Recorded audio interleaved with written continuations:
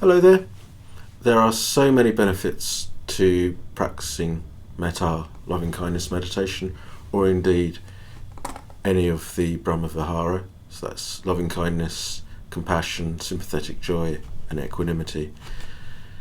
And in our culture, recently, there's been such an emphasis placed on trying to control what other people say and compel other people to behave in ways that we deem to be suitable and ethical.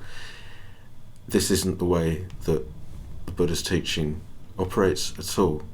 The emphasis is on personal responsibility and changing the culture of one's own mind to become more less and less harmful, more and more benevolent, kind, friendly. So primarily we practice Metta to change the quality of our own minds, which is then reflected in our external behaviour through speech and through action, bodily action. That inevitably has a knock-on effect in terms of outward society. So everyone is benefited when anyone practices Metta. So the emphasis is on letting the world go free and be whatever it is and wants to be, and not to police other people's behaviour, but rather it is to change and adapt our own behaviour. And there are 11 benefits that are stated in the books through making a regular practice of Metta. And what we want to do is to introduce these, recall these benefits before we start the actual practice of Metta. And if you do, you find that gives a very strong motivation to then practice. So the 11 benefits, just to state them broadly, are: one sleeps well, one wakes up happy, and one has pleasant dreams. Now, how many people struggle with sleep, with insomnia? How many people can't sleep because they're worried about the state of the world, about the state of their family, who's going to look after my family, have we got enough money, what's going to happen to the world, especially at the moment with the lockdown and all of that. And it really is about changing the culture of the mind. So developing Metta changes the quality of one's mind. It lessens the degree to which we grasp after and cling to negativity, which then has an inevitable knock-on effect in terms of our sleeping patterns. And it might sound a bit like saying prayers before you go to bed at night, like you were taught to do when you were a kid, but however, it seems to me that a small period of time before you go to sleep, when you're waiting to go off to sleep, just recalling the day, even in quite chunky ways, just, what did I have for tea tonight? What did I do this afternoon? What did I have for lunch? What did I do this morning? What did I have for breakfast? All of that, I think, just a very, very chunky way, it brings a closure to the day.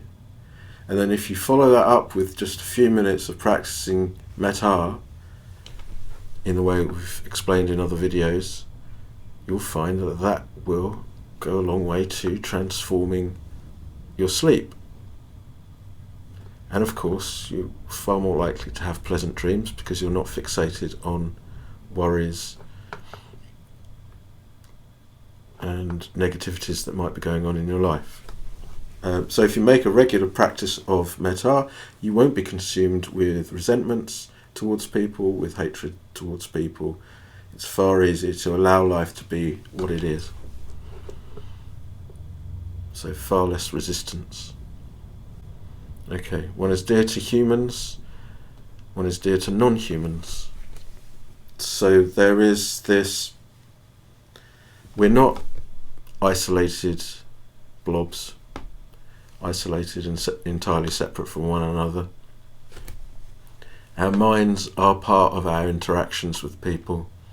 It's not just speech and physical actions, it is also about mind to mind. I've had it many occasions, I'm sure you have too, where you've understood what it is that somebody wants to tell you even before they've completed telling you. I've looked back over things that I've said in a group setting, and I've been teaching, and then it's been transcribed. At the time, everyone completely understood what it was that I said. I've looked back over the transcription later, and not even I could tell you what I meant by what's been written down, because there is a level of communication that's happening mind to mind. Therefore, and if we think about things like dogs knowing when their owners are going to come home and things like that, it becomes very evident, especially when you practice a lot of meditation, that actually we are affecting one another on the mental level. So if you develop a mental attitude of friendliness, of benevolence, of kindness, of compassion, you will find that has an effect on other people, beneficial effect on people around you, and that people find you an easy person to be around, and will actually probably start seeking you out as a preferred person to be around, because you're not creating any negativity. Seems fair enough, doesn't it? So one is dear to humans, and one is also dear to non-humans for the same reason. You are afforded the protection of the devas, the deities. For some people that might be a little bit more difficult to accommodate. However, again, the more you practice, the more you realise that there are an infinite number of dimensions to life. It's not just limited to this human experience and what we can observe using our physical eyes. There are indeed more elements to life. And again, devas and deities will find you far more preferable to be around if you're practicing metta. You find that you don't tend to meet with external dangers so much.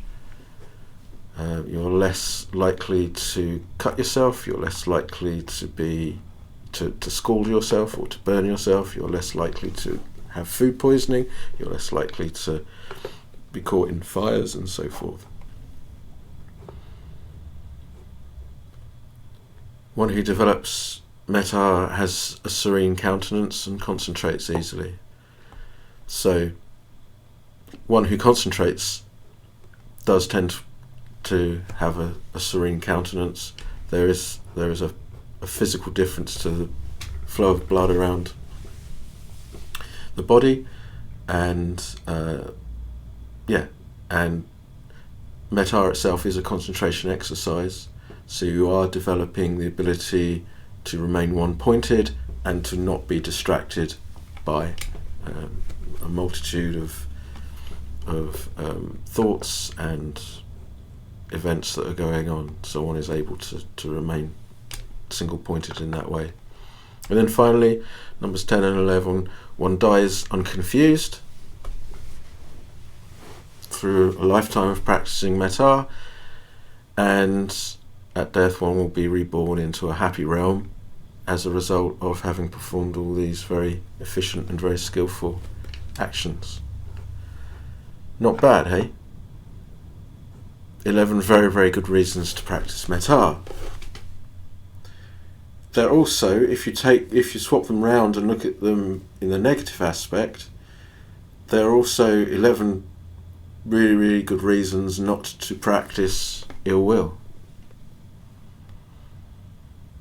So you can swap them around and say somebody who develops ill will sleeps badly, wakes up unhappy, has unpleasant dreams, is not dear to humans and is not dear to non-humans, isn't afforded the protection of the devas, is more likely to come up against physical dangers, does not have a serene countenance, finds it difficult to concentrate, tends a lifetime of practicing ill will die confused, and is very unlikely to be born in a happy realm. So what we do when we practice Metta is you can begin the Metta practice by reflecting on the dangers of practicing ill will and the benefits of practicing loving kindness. And you can actually formally go through the list, and that's a very useful way of doing it because it then gives motivation to actually practicing Metta.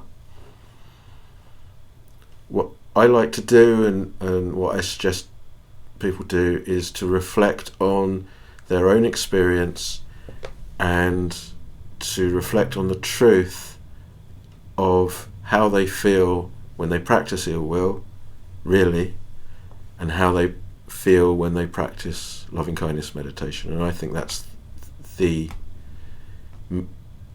most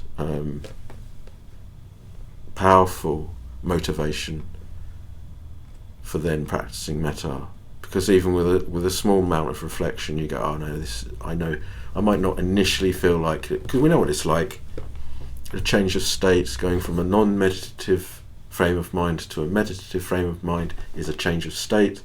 A change of state always has a degree of effort required, and you just want something to help springboard, get that motivation going, reminding yourself of the benefits of practicing Metta. And when you do, you find that you can then move on to the practice itself.